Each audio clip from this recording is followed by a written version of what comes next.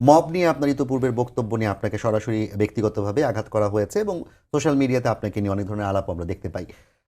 আপনি আসলে যেগুলো বলছেন সেগুলো কি আপনার ব্যক্তিগত জায়গা থেকেই বলছেন না এগুলো মিন করেই বলছেন?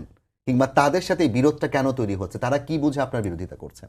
আমার তো মনে হয় বাংলাদেশে যদি নেলসন ম্যান্ডেলার জন্ম হতো, ওনাকে বলা হতো শ্বেতাঙ্গদের দালাল, কারণ উনি ট্রুথ অ্যান্ড রিকনসিলিয়েশন করেছিলেন। মানে আমি জানি না, আমরা এত অসহিষ্ণু, এত প্রতিশোধ পরায়ণ এবং এত ক্ষুদ্র ক্ষুদ্র স্বার্থে, নিজেদের ছোট্ট ছোট্ট ব্যক্তিগত স্বার্থে, ইউটিউবের কিছু পয়সা কামানো, কিছু ডলার কামানো, কিছু বেশি ভিউ হলে কিছু পয়সা আসবে, এত নিচে নামা আমার মনে হয় না পৃথিবীর আর কোনো জাতি। আমি না অনেক গরিব দেশে গেছি, আমি আফ্রিকার অনেক দেশে গেছি, আমি ভুটানে গেছি। ভুটান কিন্তু খুব দরিদ্র দেশ, ভুটান কিন্তু খুব পয়সাওয়ালা দেশ না, কিন্তু আমি এত অসভ্য জাতি কোথাও দেখি নাই। আমাদের একটা কালেকটিভ অসভ্যতা আছে, এই কালেকটিভ অসভ্যতা আমি পৃথিবীর কোথাও দেখি নাই। এই কারণে আপনি বিদেশের মাটিতে একজন আফ্রিকান লোক, একজন সোমালিয়ার ভদ্রলোক যে সম্মানটা পায়, আপনার দেশের লোক ওটা পায় না, কারণ আপনাকে মানুষ সম্মানই করে না। ওটা আপনি গরিব বলে না, আপনি অসভ্য বলে। তাহলে আপনি বলতে চাচ্ছেন আপনার যে বক্তব্য ছিল সেগুলো আসলে আপনি বুঝে শুনে আপনার জায়গা থেকে ঠান্ডা মাথায় বুঝে শুনে তখনও দিয়েছি, ঠান্ডা মাথায় বুঝে শুনে এখনো দিচ্ছি, এবং আমার প্রতিটা বক্তব্য আমি ওন করি, আমি বিশ্বাস করি এবং আমি সঠিক মনে করি। এবং এটা সঠিক কি সঠিক না, এটা মানুষ সময়ের সঙ্গে বুঝবে। যখন আমি বলেছিলাম বাংলাদেশের আইন শৃঙ্খলা পরিস্থিতি ভয়াবহ, তখন ফেসবুকের কিছু ডলার কামানো মানুষজন হেসে হেসে লুটিয়ে পড়েছিল। পরে যখন একেবারে ডাকাতির মহড়া হলো, বাড়িতে ঢুকে ঢুকে মানুষের মানে মব গিয়ে মানুষের বাড়িতে ঢুকলো, তখন কিন্তু আমাকে সরি বলতে হয়েছে। বাংলাদেশের তরুণরা 15 থেকে 35 যাদের বয়স, তারা কি নিয়ে ভাবছে? তাদের মূল ভাবনাটা কিন্তু উচ্চকক্ষ নিম্নকক্ষ না। তাদের মূল ভাবনা কিন্তু 100টা নারী আসন হবে না 500টা নারী আসন হবে সেটা নিয়েও না। তাদের মূল ভাবনা কিন্তু ফার্স্ট পাস দ্য পোস্ট হবে নাকি প্রপোর্শনাল রিপ্রেজেন্টেশন হবে সেটাও না। তাদের মূল ভাবনা হচ্ছে সাধ্যের মধ্যে আধুনিক শিক্ষা পাবে কিনা। 72.8% এটা নিয়ে ভাবছে। তাদের চিন্তা হচ্ছে সাধ্যের মধ্যে ভালো চিকিৎসা পাবে কিনা। 67.1% এটা নিয়ে ভাবছে। দুর্নীতি এবং স্বজনপ্রীতির অবসান হবে কিনা 65% ভাবছে।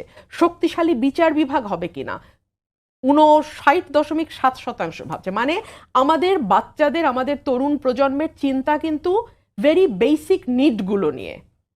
আমরা পলিটিক্যাল পার্টিগুলো যে রেটরিকগুলো নিয়ে এক ভীষণ রকম কালক্ষেপণ করছি, এবং আমরা ভাবছি বা সরকার, মিডিয়া সকল কিছু মিলিয়েই ভাবানোর একটা প্রক্রিয়া যে এটাই আসলে মানুষের ফোকাস। না, মানুষের ফোকাস আসলে ওটা না। মানুষ তার প্রতিদিনের জীবনযাত্রা নিয়ে চিন্তিত। শিক্ষা, স্বাস্থ্য, চিকিৎসা, আইন শৃঙ্খলা পরিস্থিতি, সুষ্ঠু বিচারটা সে পাবে কিনা সেটা নিয়ে সে চিন্তিত। কিন্তু আপা যেটা আপনি বলছেন মানুষ চিন্তিত, এবং সংস্কার কমিশন, প্রত্যেকটা সংস্কার কমিশন, শিক্ষা খাতে তো সংস্কার কমিশন হয়ই নাই এবং চিকিৎসা খাত করতে পারেননি তারা। তাহলে যেই সংস্কারগুলো করতেই দেওয়া হচ্ছে না সেগুলো নিয়ে মানুষ ভাবলেই কি লাভ হবে? আপনি খেয়াল করেছেন এই সংস্কারগুলো নিয়ে আমাদের কোনো আলোচনা হচ্ছে না। আমাদের আলোচনা ঘুরপাক খাচ্ছে এমন সব সংস্কার নিয়ে যেগুলোতে একমত হওয়াটা সত্যি খুব কঠিন এই মুহূর্তে, এবং যেগুলো নিয়ে সাধারণ মানুষের তেমন কোনো মাথা ব্যথা নাই। তো আপনি আমাকে বলেন, এই টেকনিকটাকে আপনি কি জনস্বার্থপন্থী বলবেন নাকি ইলেকশনকে পিছিয়ে দেওয়ার একটা ষড়যন্ত্র হিসেবে দেখবেন? এটা আপনি একদম সাদাভাবে চিন্তা করে বলেন। কোনো এজেন্ডা যদি মাথায় নিয়ে চিন্তা না করেন, তাহলে আপনার কাছে এটা স্পষ্ট হয়ে যাবে যে এটা আর কিছুই না, একটা নির্বাচন প্রক্রিয়াকে বিলম্বিত করার চেষ্টা। এখন প্রশ্ন আসতে পারে, এই নির্বাচন প্রক্রিয়াকে বিলম্বিত করার চেষ্টাটা কেন?